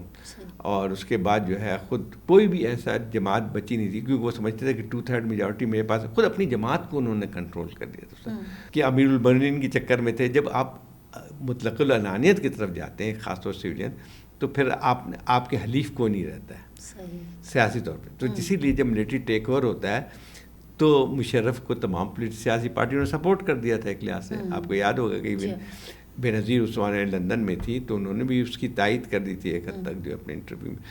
تو لیکن وہی اس کی وجہ یہی ہوتی ہے کہ جب آپ مطلق العنانیت کی طرف جائیں اس میں, تو اس کے بعد جو ہے پھر اس کا اثر ہوتا ہے. تو اب جنرل مشرف کے ساتھ بھی لیکن اختلافات کی اور بھی بہت ساری وجوہات تھیں. اس زمانے میں یہ بھی ہوا تھا, یعنی جو ہندوستان کے ساتھ جو آپ کی چپلیش بڑھ رہی تھی, تو اس میں اس کی وجہ بھی وہی بن کے آئی تھی.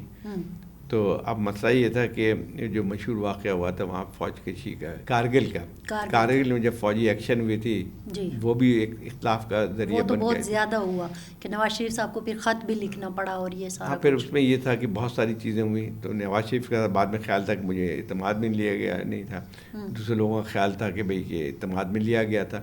لیکن وہی یہ ساری چیزیں اختلاف کی ایک ٹینشن کی بات بن گئی. مشرف کا آئے ہوئے تقریباً چند مہینے ہی ہوئے تھے جب کارگل کا واقعہ ہو گیا.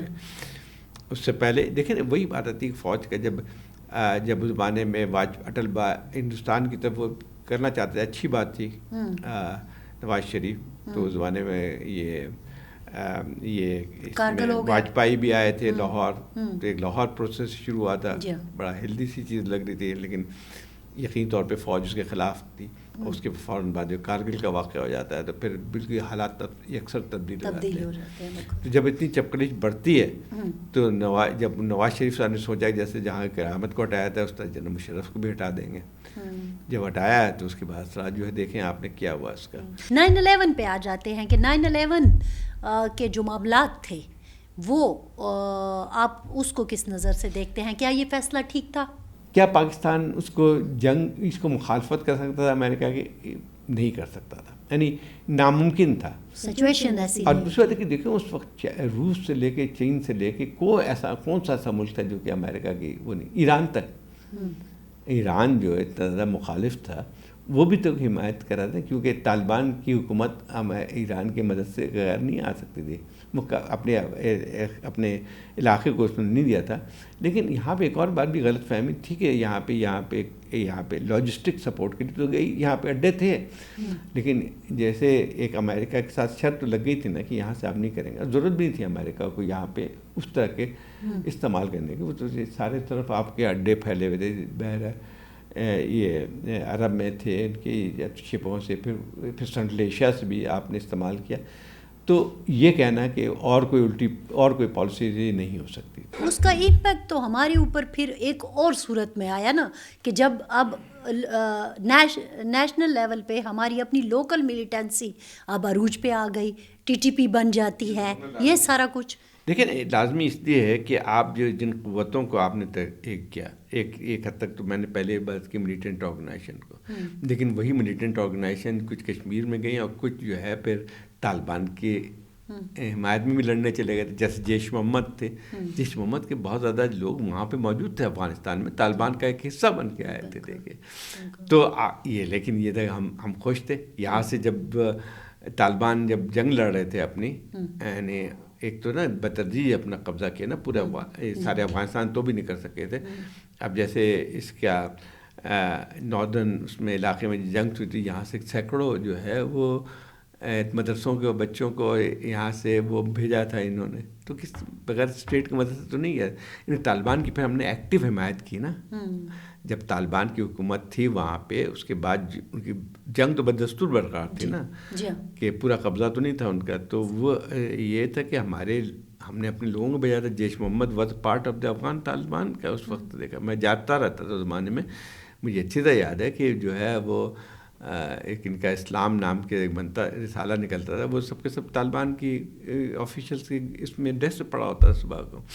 ان کے سارے لوگ جو ہیں وہاں پہ کام کر رہے ہوتے تھے. تو پھر جب آپ نے اتنے سارے، آپ کی اتنی مداخلت تھی وہاں پہ افغانستان میں، جب آپ پورا ایک کورس تبدیل کرتے ہیں.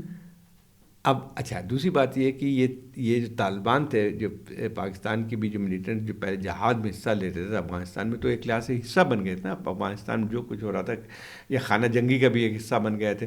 اور وہی لوگ جو ہیں وہ جا کے حصہ بن کے آ گئے تھے طالبان کے. تو اس وقت تو ہماری سپورٹ رہی تھی نا.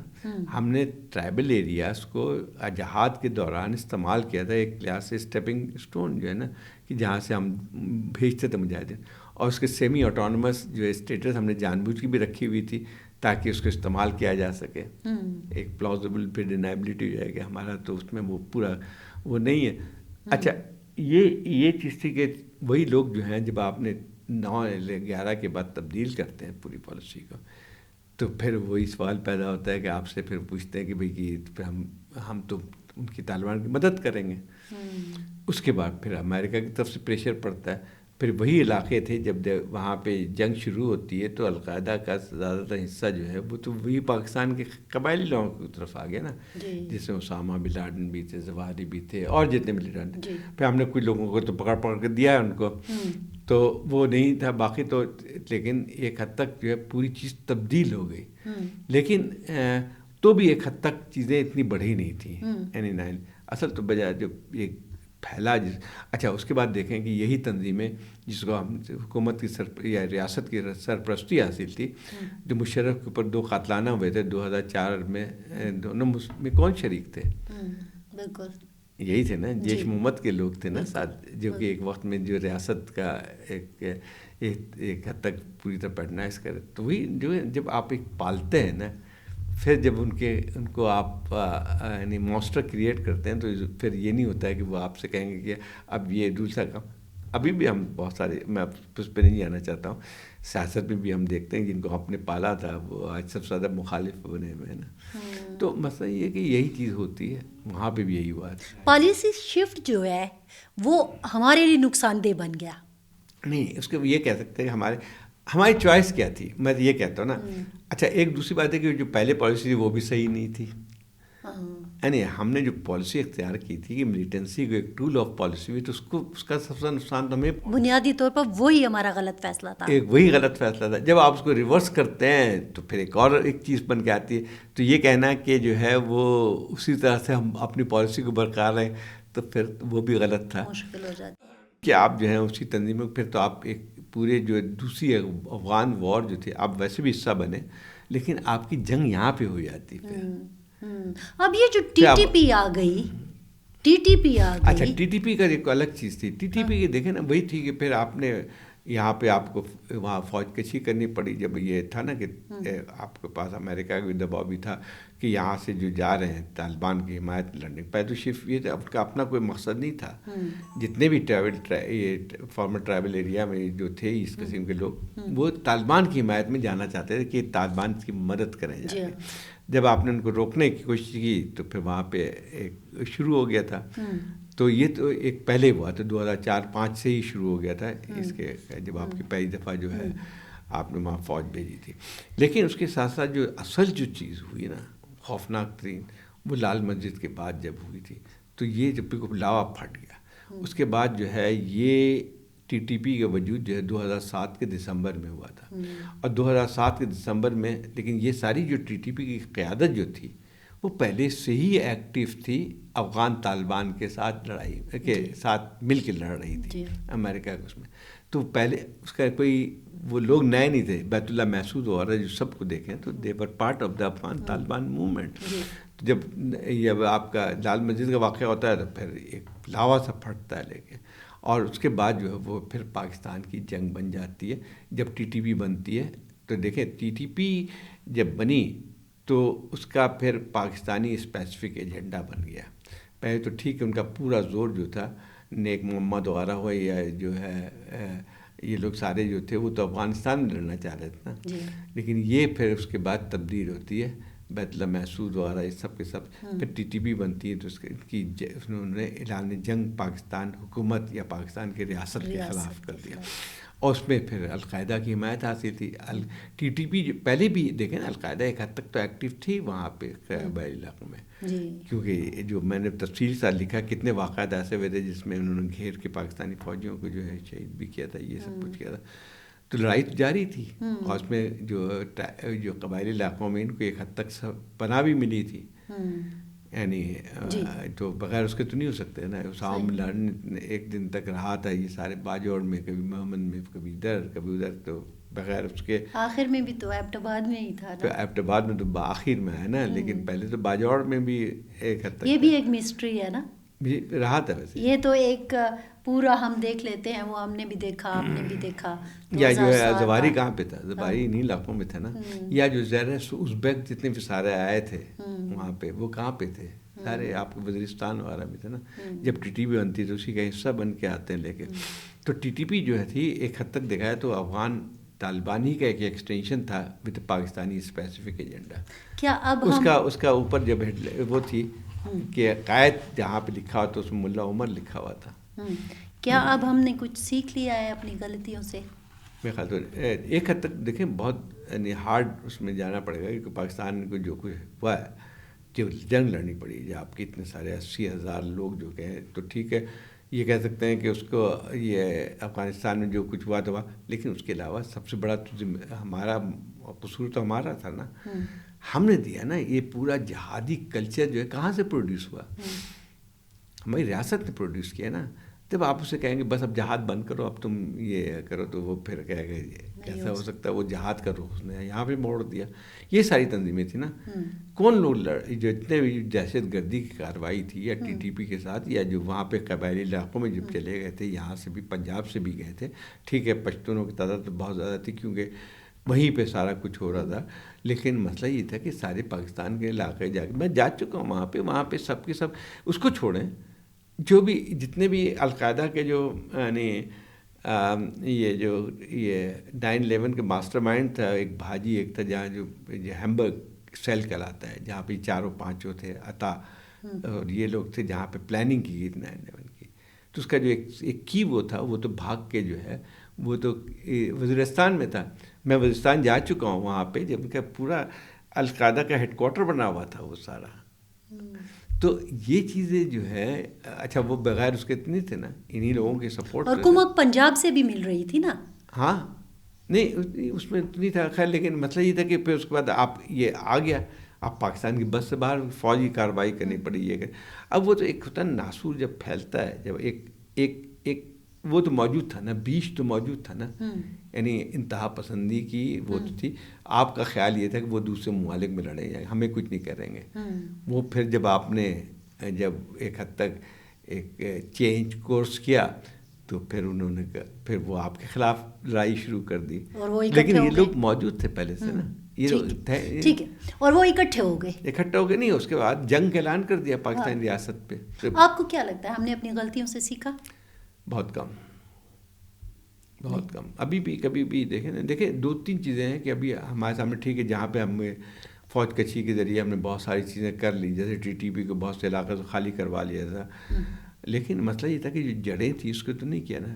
پھر ہم یہ بھی گڈ طالبان بیڈ طالبان کی پالیسی چلتے رہے دیر تک. پھر اس کے بعد جب یعنی ایک چیز ہم نے کبھی بھی نہیں سمجھی کہ ایک ہولسٹک پالیسی تو نہیں تھی نا ہمارے پاس. ایک یہ نہیں تھا کہ ایک ایکسٹریمزم کی جو ایک لحاظ سے جس کو کہتے ہیں پناہ گاہ کر لیں یا جو پرورش گاہ، اس کو تو ہم نے کبھی ختم نہیں کیا تھا اس طرح سے. ابھی بھی نہیں کیا؟ ابھی بھی ہے بہت زیادہ. آپ مجھے بتائیے کہ پھر سے یہ اتنی بڑی تعداد میں پھر کیسے شروع ہو گیا؟ ہم نے تو کہا تھا کہ پوری لوگوں کو خالی کرا لیا ہے، TTP کو بھگا دیا ہے. لیکن سب کو پتا تھا کہ جب افغان طالبان آئیں گے تو پھر دوبارہ ان کا مسئلہ شروع ہو جائے گا. لیکن پھر ہم نے کیا کہاں سبق سیکھا؟ 2022 میں جو ہے ہم نے جا کے دوبارہ سب کو لے آیا. مسلم خان کو جو پکڑا تھا اس کو رہا کر دیا. کس نے سبق سیکھا؟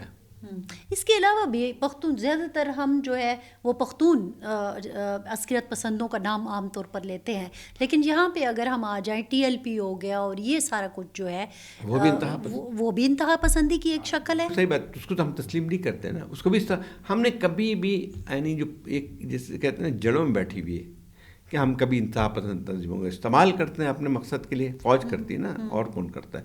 تو اس کے بعد یا کبھی جب ان سے وہ بھی کرتی ہے. اب جو ہے یہ جو باہر تھا TLP کا، وہ کیسے آیا؟ ہم نے سوچا کہ شاید وہ جو خطرہ اب ہمیں بن گیا تھا اس طرح کی دیوبندی تنظیموں سے یا کہہ لیں یا جو ہے وہ جو ہمیں خلاف تھی یا تو ہم یہ اسٹیف آرگنائزیشن کو بھی ہم نے آگے بڑھانے کی کوشش کی. ہم نے یہ بھی تو ہماری پیداوار ہوتی ہے نا. پیداوار تو نہیں کہہ سکتے ہیں کیونکہ ایک جڑیں ہوتی ہیں جس کو کہتے ہیں نا، جس کو ہم پھر اس کو استعمال کرتے ہیں.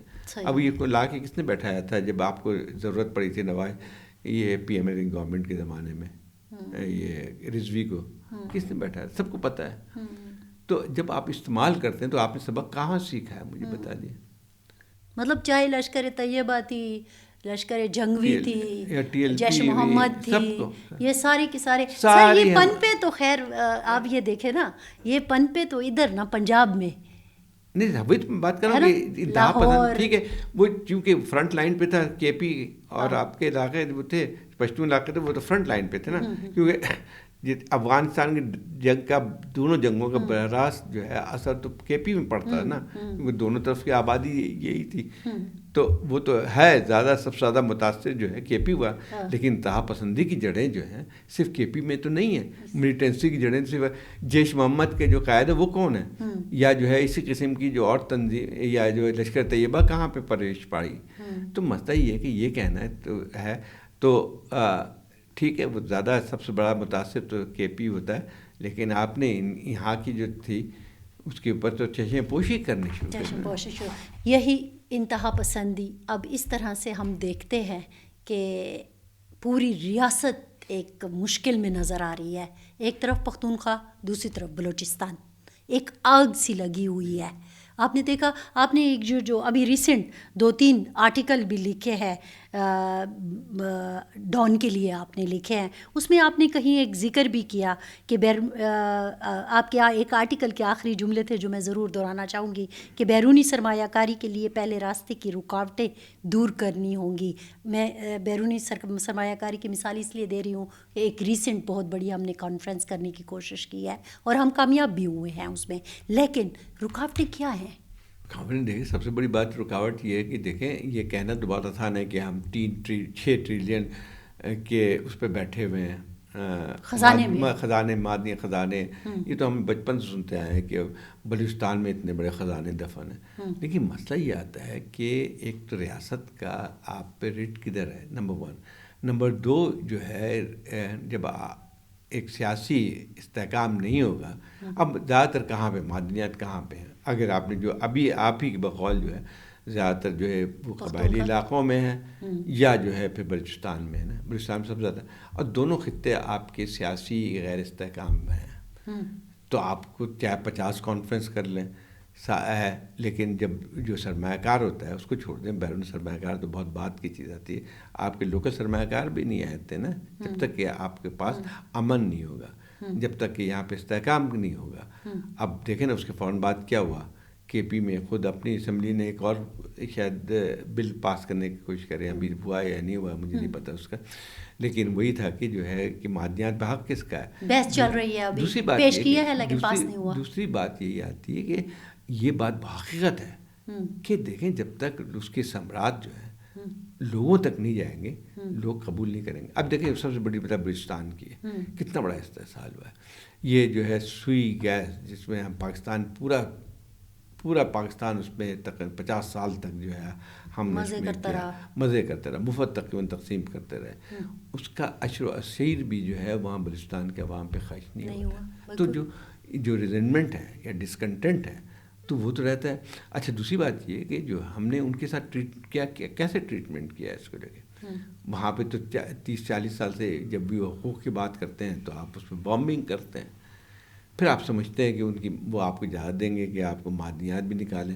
میں دیکھیں پہلے بات یہ کہ جب لوگوں کو اس کے ترقی کے ثمرات ملیں گے تو کون سا ایسا شخص ہے جو مخالفت کرے گا.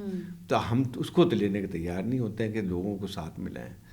وہاں تو نہ ہم جمہوری حق دیتے ہیں، اپنی مرضی کی حکومت تھوپ دیتے ہیں. پھر کہتے ہیں کہ جو ہے کیوں لوگ ناراض کیوں ہوتے ہیں. دیکھیں ناراض اس لیے ہوتے ہیں کہ بھئی ان کے آپ نے حقوق مارے ہیں. آپ نے لکھا کہ ہم معاملات کو سیکیورٹی کے لینس سے دیکھ رہے ہیں. بالکل صحیح بات. ہر چیز ہمارے رہا ہے پاکستان میں ترقی، کیونکہ دیکھو یہ دنیا بھر میں ہوتا ہے کہ آپ جب پالیسی جو ہے جب سیکورٹی فورسز کی بھی آئے تو ان کا لینس تو ایک ہی رہتا ہے نا، سیکورٹی. وہی افغانستان میں جو امریکہ 20 سال رہا ہے تو کیا ہوا، دلوں کو جیتنے کی بات نہیں ہوتی، کر بھی نہیں سکتے نا، کیونکہ فوج کا اپنا سیکورٹی ہوتی ہے صرف کہ یہ اس کو ہم اس طرح ختم کر دیں گے، اس طرح دشمن ہے، یہ ہے فلانا ہے. لیکن یہاں پہ جس ملک یہاں پہ ساری چیزیں بنیادی ہے جو پرابلم کی جو ہے وہ تو سیاسی ہمارا نا. بلوچستان میں سیاسی مسئلہ ہے. بالکل جب آپ سیاسی طور پر حل نہیں کرو گے تو اس کے جو نکلیں گی اس کے بعد اس قسم کی تنظیمیں بھی نکلتی ہیں. یہ بات بھی صحیح ہے کہ ملیٹنٹ آرگنائزیشن جب بنتی ہیں یا ہتھیار بنتی ہیں تو ان کو پھر غیر ملکی سپورٹ بھی ملتی ہے. لیکن اس کی جڑیں کہاں پہ ہیں؟ جب آپ کا ملک جو ہے، آپ مجھے بتائیے کہ ایک لوگوں کو تحفظ ملتا ہے، لوگوں کو حقوق ملتے ہیں، لوگوں کو خیال یہ ہوتا ہے کہ اس کی پارٹیسپیشن ہے، تو کون سا ایسا غیر ملک ہے جو پہ وہاں پہ مداخلت کر سکتا ہے؟ نہیں، بات صرف BLA کی نہیں ہے نا، بات تو منظور پشتین کی بھی ہے، بات تو مہارنگ بلوچ کی بھی ہے. یہ تو دہشت گرد نہیں ہے. اگر مہارنگ بلوچ سے آپ کیوں ہوتے ہیں، لیکن اس نے تو آپ یہ بندوق تو نہیں اٹھائی بھی ہے، بندوق تو انہوں نے نہیں اٹھائی ہوئی ہے. آپ اس نے جو بات کی حق کی اب اس کو بھی تسلیم نہیں کریں گے. اچھا اس کے ساتھ کیا ہوا یہ بھی تو آپ دیکھیں نا. آپ کیا کرتے ہیں کہ وہ اس میں تلخی بھی نہ ہو اس کی جملوں میں. جب اس کے باپ کو مار دیا آپ نے، کتنے لیڈر ہیں ان میں جو خواتین جو اب بڑھ کے آئی ہیں کیوں نکل کے آئی ہیں؟ ہر ایک کی کوئی نہ کوئی کہانی ہے، ہر ایک کے خاندان میں کتنے لوگ مسنگ میں. جب آپ باڈی بیگ ڈالیں گے تو آپ کیا امید کریں گے وہاں سے لوگوں کو؟ ٹھیک ہے، دہشت گردی کی کوئی بھی سپورٹ نہیں کرتا ہے، لیکن بات یہ ہے کہ جو ہمیں تو سوچنا چاہیے کہ اس کی بنیادیں کیا ہیں. بالکل ہم نہیں سوچ رہے. نہیں، اب وہی بات ہے کہ جو اچھا نیشنلزم کا جو بھی نعرہ لگاتا ہے تو آپ اس پہ خلاف ہو جاتے ہیں. مسئلہ ٹھیک ہے، آپ اختلاف کر سکتے ہیں ان کو، لیکن ایک سیاسی جماعت کی طور پہ جو ہے یا سیاسی سوچ کی حساب سے آپ کیسے کسی کو کہہ سکتے ہیں کہ مزدور پشتون؟ تو پھر مطلب یہ ہے کہ اس کا کیا مطلب ہوتا ہے؟ یار یہ لوگ تو طالبان کے خلاف بھی ہیں نا. بالکل. تو اب آپ جو ہیں جو لوگ طالبان کے خلاف ہیں تو اس سے زیادہ زور ان کا ہے. یعنی اگر دیکھا جائے تو شاید مجھ سے مفاہمت بھی کر لیتے ہیں. 2022 میں جیسے میں نے کہا ان سے معاہدے بھی کر رہے تھے آپ بیٹھ کے، جو دہشت گرد تھے جنہوں نے لوگوں کو مارا ہے، جنہوں نے پورے علاقے ختم کیے تھے. انہوں نے ہم ان سے بیٹھ کے بات کریں جو کہ نہیں کرنی چاہیے. دہشت گردوں سے اس لحاظ سے دیکھیں ان کا بلوچستان بی ایل اے وغیرہ میں یا ٹی ٹی پی میں بہت بڑا فرق ہے. ٹی ٹی پی کا کیا ہے, سیاسی وہ تو نہیں ہے نا. یہاں پہ تو بنیاد جس کی بن کے آئی تھی کہ اس کی بنیاد جو تھی وہ سیاسی تھی اور معاشی تھی, علاقے کو محروم کر. یہاں پہ تو صرف اور صرف دہشت گردی کے علاوہ کیا ٹی ٹی پی کا کیا تھا.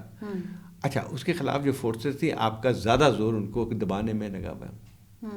علی وزیر کو آپ پکڑ کے بند کر دیتے ہیں لے کے, یا جو ہے بات یہ کہ ٹھیک ہے آپ سے کریں, لیکن یہ ذرا غور کر, ریاست ایک مضبوط ریاست جب ہوتی ہے نا, جب اس کو اپنے آپ پہ ہوتا ہے, یا جو ہے ایک لحاظ سے لوگوں کی نمائندہ ایک ریاست ہوتی ہے, تو پھر یہ چیزیں ہر چلتی رہتی ہیں. ہم تو کہہ رہے ہیں کہ ہارڈ ریاست ہوگی. اب ہارڈ ریاست کیا ہوگی, وہ تو یہ سمجھتے ہیں نا کہ طاقت کا استعمال, ہر چیز میں طاقت کا استعمال, اس کے علاوہ تو کچھ نہیں کرتے. تو ہارڈ ریاست کا یہ جو ہم نے نیا ہارڈ ریاست کے جو باقی مفہوم ہے اس کو بھی تو پورا کرنا. ہارڈ اسٹائل کا مطلب یہ ہوتا ہے کہ جس میں قانون کی حکمرانی بھی ہونی چاہیے, اس میں یہ بھی ہونا چاہیے. اس کا تصور صرف یہ دیکھتے ہیں کہ اس میں مطلب العنانیت کو کہتے ہیں وہ ہارڈ اسٹیٹ ہو جاتی ہے, یا جو ہے وہ تو مسئلہ یہ آتا ہے کہ جب اصل مسئلہ پاکستان کا کیا ہے. پاکستان کا یہ ہے کہ عوام کے حقوق نہیں ملے نا. ایک غیر جمہوری جو ہے طاقتوں کو آپ نے ابھی بھی کیا ہے پاکستان میں اس وقت حکومت جو ہے وہ کیا ہے, اس کو جمہوری حکومت کہہ سکتے ہیں. تو اب یہ جو ہے, آپ کو لگتا ہے کہ یہ جو لوگ ایک شکایت کرتے ہیں کہ ایک اندیکھا ماشاء اللہ ہے, وہ تو کیا مطلب ایک تو اس سے زیادہ اور کیا نظر آ سکتا ہے. یہ تو پہلے میں ہمیشہ لکھتا رہا ہوں اس میں کہ پہلے ایک ہائبرڈ رول تھی جو اس کے زمانے میں عمران خان کے, کہ آرمی اور وہ ساتھ ساتھ ایک سب. اب جو ہے ایک آرمی رول ہے اور سویلین فساد رکھا ہوا ہے, چہرہ سویلین رکھا ہوا ہے اس کے باہر. اور ہم نے نا کئی سارے محاذ ایک ساتھ کھول لیے ہیں. اب دیکھیے نا, پنجاب کے لوگ ہم سے خفا ہو جاتے ہیں. ہم سے مطلب یہ ہے کہ پختونخوا یا بلوچستان جب بات کرتا ہے کہ بڑا بھائی جو ہے وہ ہمارا حق کھا رہا ہے, تو پنجاب کے لوگوں کو غصہ آتا ہے. میں تو خیر اس طرح کی بات نہیں کرنا چاہتی کہ جس میں ایک اس طرح کے معاملات کی طرف دھیان جائے کہ پختون پنجابی, ہم پاکستانی ہیں ٹھیک ہے, لیکن اب آپ دیکھیں نا, ایک طرف آپ نے پختونخوا میں آگ لگائی ہوئی ہے, ایک طرف بلوچستان جل رہا ہے. اب آپ نے سندھ میں بھی ایک مسئلہ کھڑا کر دیا, اور مسئلہ کیا ہے کہ اس کا پانی آپ پنجاب کو دے رہے ہیں. پھر ہم کیا کریں؟ لیکن اب تو الٹا بھی ہو رہا ہے نا. یہ بات صحیح ہے کہ جو ہے آپ ایک لحاظ سے جو فیڈریشن کو جس طرح چلنا چاہیے, برابر کے حقوق وہ نہیں ملے, اور جو بنیاد جو ہے اس وقت بے چینی کی, اس کی وجہ یہی ہے. صحیح بات کی کہ ابھی تو آلریڈی جو ہے کے پی میں اور اس میں کیا کہتے ہیں بلوچستان میں جو ہے ایک حد تک بے چینی بہت زیادہ بڑھ گئی وہاں پہ. تو اچھا آپ کے پی میں چاہے کچھ بھی کر لیں, لیکن آپ الیکٹڈ حکومت تو تھی اس کی, آپ اس کے ساتھ جو فیڈریشن وہ نہیں چل سکتے ہیں. تو پھر آپ کیسے ان علاقوں میں جہاں پہ آپ کی دہشت گردی بھی ہو رہی ہے کیسے قابو کریں گے جب. اچھا لیکن سندھ میں بھی اب صورتحال وہی کینال کی بن گیا ہے, تو ایک فیڈریشن کے طور پہ چلانا چاہیے. لیکن وہی بات ہے کہ جمہوریت اگر ختم کریں گے تو اسی قسم کے فیصلے بھی ہوں گے. اچھا اس میں ایک اور بات بھی ہے, لیکن الٹا ہو گیا نا, اب تو پنجاب بھی ان کے خلاف کھڑا ہو گیا. دیکھیں نا, ایک زمانے میں یہ کہتے تھے کہ بھائی ملٹری کی سپورٹ وہاں سے سب سے زیادہ آتی ہے. جو الیکشن جب ہوئے وہ تو کیا تبدیل کر دیا نا بالکل چیزوں کو.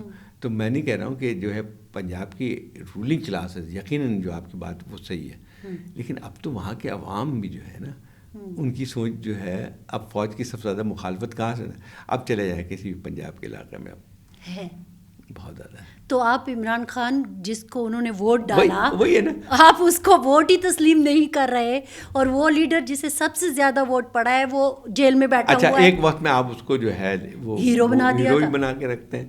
مطلب یہ کہ یہ کھیل ختم ہونا چاہیے. اب جو ہے وہ یہ جو نئی حکومت ہے وہ کوئی ریپرزینٹیو حکومت نہیں, ان کو بھی پتہ ہار گئے تھے الیکشن. نواز شریف لاہور سے ہار گئے تھے, یہ سب کے سب ہار گئے تھے. ان کو شرم بھی نہیں آتی ویسے. کیا کہے, بہرحال اب عجیب سی ہے نا صورتحال. مطلب ہم نے شروع کیا تھا ایک قسم کا, پاکستان کے بننے سے کچھ سال پہلے سے ہم نے بات شروع کی ہے, اور بھٹو سے لے کر آج عمران خان تک کوئی تبدیلی نہیں آئی. دیکھیں آپ کی جو رولنگ جو ہے اسٹرکچر ہے اس میں تبدیلی تو نہیں آئی ہے نا. رولنگ اسٹرکچر تو ہمارا وہی ہے. جو کہ بنیاد رہی ہے اس ملک کی تباہی کی. بھٹو صاحب کو بھی لوگ پسند کرتے تھے، آپ نے کہا پورا لوگ ان کے ساتھ تھے، لیکن آپ نے ان کے ساتھ کیا کیا؟ خان صاحب کو بھی لوگ پسند کرتے ہیں، وہ انہوں نے آپ کی بات نہیں مانی اور اپنے آئین کہتا ہے نا. نواز شریف کی بھی مثال لے لینا، نواز شریف سے بالکل میں بالکل اس کو جو ہے جو اس کے اب مطلب یہ کہ دیکھیں ایک بات ہے کہ جب آپ، میں نہیں کہتا ہوں ان کی پالیسی صحیح تھی، جیسے نواز شریف صاحب اب نہیں چاہتے، لیکن ان کے بعد جو ہے کہ یعنی جیسی آپ کھڑا کریں گے لوگوں کو، وہ پھر وہ ہوتا ہے مشہور واقعہ جو فرینکسٹین جو کریٹ کرتے ہیں نا، تو پھر تو یہی ہوتا ہے نا. عمران خان بھی اسی میں نکلے. عمران خان آپ کو تبدیلی کی ایک بات تھی کہ اس وقت آپ چاہ رہے تھے کہ جو ہے وہ 36 قوت عمران خان بن کے آئے، تو اب یہ نہیں چل سکتا. اب چلے ٹھیک بن گیا، اب اس کے بعد جو آپ نے ہٹا وہ ہٹ گیا، لیکن میں اس کو نہیں کہتا ہوں ہٹے جمہوری طریقے سے تھا، جو کہ اس کی اپنی بھی بہت ساری خامیاں تھیں. عمران خان کی تو کم نہیں تھی نا جو آج جو صورتحال ہے اس میں. لیکن وہی بات ہے کہ جب اب الیکشن کراتے ہیں تو یہ بھی حقیقت ہے. سر میں یہ نہیں کہہ رہی، میں عمران خان صاحب کو کہ سے ہمیں بھی بہت سارے اختلاف ہو سکتے ہیں، لیکن حقیقت تو تسلیم تو کر لو نا. مطلب اس وقت آپ سے غلطی ہوئی ہے، سب کو پتہ ہے، ان کو فوجیوں کو بھی پتہ ہے، یہ اس حکومت کو بھی پتہ ہے. ہم وہی بات کریں ریورسل، آپ ایک بات کرتے ہیں پھر ریورس ہو جاتے ہیں، پھر آپ ایک بات کرتے ہیں پھر ریورس ہو جاتے ہیں. ہم جیسے لوگ تو اس بات پر اعتراض کر رہے ہیں. بالکل صحیح بات. ایک مطلب یہ کہ جو ایک پاکستان کے اندر ہم اس سے مووی نہیں میں ایک سائیکل میں چلتی رہتی ہے، کبھی نہیں وہی چل رہا ہے وہی چل رہا ہے یہی چل رہا ہے. اب پھر کوئی تبدیلی آئے گی تو پھر ان کی کوئی اور پھر یہ جیل میں ہوں گی شہباز شریف وغیرہ. تو مطلب یہ کہ یہی ظاہر صاحب کو لگتا ہے کہ ایسا ہو سکتا ہے. شہباز شریف تو نہیں جائے گا، وہ تو اتنا زیادہ ہے کہ وہ میں خیال اتنا زیادہ کیا جس کو کہتے ہیں نا غلامی کی حد بھی پار کر گئے نا، جس کو کہتے ہیں فی الحال. لیکن وہ کبھی نہیں، غلام بھی بات پر کھڑا ہو جاتا ہے نا. ہم نے دیکھا ہے پاکستان کی تاریخ میں دیکھا ہے. آپ کو نہیں لگتا کہ یہ اس طرح سے دیکھیں اقتدار تو بن گیا، دیکھو تضاد تو ہی بنے گا، ہر سسٹم کے اندر ایک تضاد بنتا ہے. دیکھیں وہی پہلے جیسے نواز شریف کا کیا تضاد بنا تھا کہ آپ پاور تو میرے پاس ہے اس کو یہ. لیکن آپ کو لگتا ہے کہ شہباز شریف صاحب میں فی الحال لگتا نہیں. دیکھیں ان کے لیے اصل وجہ کیا ہے، کسی نے جوڑے رکھا ہے ان کو اور رکھا رہے گا. بہت بڑا خوف آتا ہے دونوں کو جو باہر بیٹھا ہوا ہے، جو جیل میں بیٹھے ہوئے. جب تک عمران خان ایک سیاست میں اس طرح کا ہے، یہ کبھی بھی ان کے خلاف ایک دوسرے کے ساتھ نہیں لڑیں گے. بالکل ساتھ. بہت شکریہ زاہد صاحب، کوشش ہم نے کی ہے. بہت سارے مطلب وہ ہے نا کہ کتنے سال ہو گئے، 76-77 سالوں کو ہم نے ایسے جلدی سے 1-1.5 گھنٹے میں اکٹھا کرنے کی شاید معنی نکل آئے کچھ کوشش ایک بہرحال ہم نے کی ہے. بہت شکریہ آپ کا. ناظرین آپ نے دیکھا کہ اوورال ہم نے کوشش کی کہ وہ دریا کو کوزے میں بند کرنے کی، لیکن اب مسئلہ یہ ہے کہ دریا ابل کے اب وہ باہر آ رہا ہے اور کوزے میں بند ہو نہیں رہا. بہت سارے معاملات ہیں. زاہد صاحب نے تو ایک اور بھی خدشہ پیدا کر دیا کہ جیل میں بیٹھا ہوا بندہ اگر باہر آ گیا تو پھر اس حکومت کے لیے بھی بڑی مشکل ہو جائے گی. بہرحال ایک طرف ملیٹنسی ہے، ایک طرف صوبوں میں لگی ہوئی آگ ہے، خصوصاً پختونخوا ہو گیا اور بلوچستان، لیکن دلوں کو نہیں جیتا جا رہا. اور اگر دلوں کو نہیں جیتا جائے گا تو مسائل بڑھیں گے، کم نہیں ہوں گے. ہماری طرف سے اتنا ہی. فرزانہ علی کو دیجیے اجازت. اللہ حافظ.